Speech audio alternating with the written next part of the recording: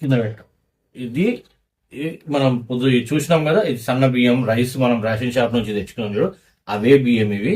ఆ బియ్యం నుంచి ఇక చూసినారు కదా, ఇవి మంచిగా నీట్గా ఉడికినాయి, సన్నగా మెత్తగా ఉడికినాయి. అవే బియ్యము నేను ఇప్పుడు తినబోతున్నాను. మనము మంచి మంచి చెప్పాలి, చెడు చెడు చెప్పాలి. నేను అట్లా నేనేదో కాంగ్రెస్ కో రేవంత్ రెడ్డికో ఇదేదో పెయిడ్ ప్రమోషన్ అని మాత్రం అస్సలు అనుకోకండి. ఎందుకంటే మనం ఇది మంచిగా ఉంటాం, మంచిగా చెప్తా. ఇప్పుడు తింటున్నాం కదా, అండ్ ఇన్ఫాక్ట్ నేను నిజంగా చెప్తున్నాను, ఇది ఇప్పుడు తినట్లేదు, నేను మీ ముందు ఇప్పుడు తింటున్నా. నేను గత 4-5 రోజుల నుంచి నేను తింటున్నాను. ఇది నాకు బాగా నచ్చింది నిజంగా చెప్పాలంటే.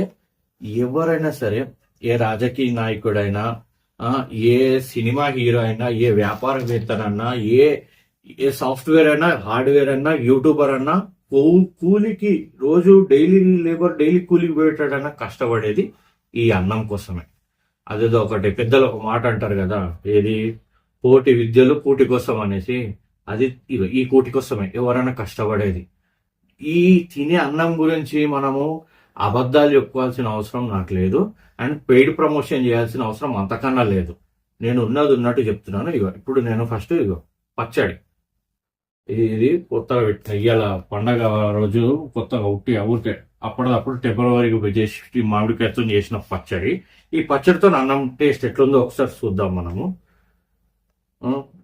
ఎవరైనా సరే వ్యాపారము బిజినెస్ ఎంత డబ్బు సంపాదించినా వాడు వచ్చి తినాల్సింది అన్నమే.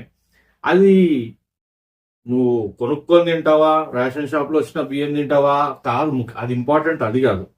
మనం ఏదైనా సరే అన్నం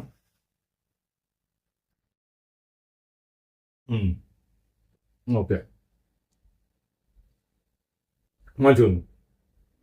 అన్నం కూడా మీరు చూస్తుంది కదా, కలర్ కూడా తెల్లగా ఉంది, అన్నం కూడా సన్నగా ఉంది, పచ్చడి కలుపుకొని తిన్నాను కూడా టేస్ట్గా ఉంది. ఎవరైనా సరే రెక్కాడందే డొక్కాడదు, డొక్కాడందే రెక్కాడదు. దీనికి దానికి లింక్ అనమాట.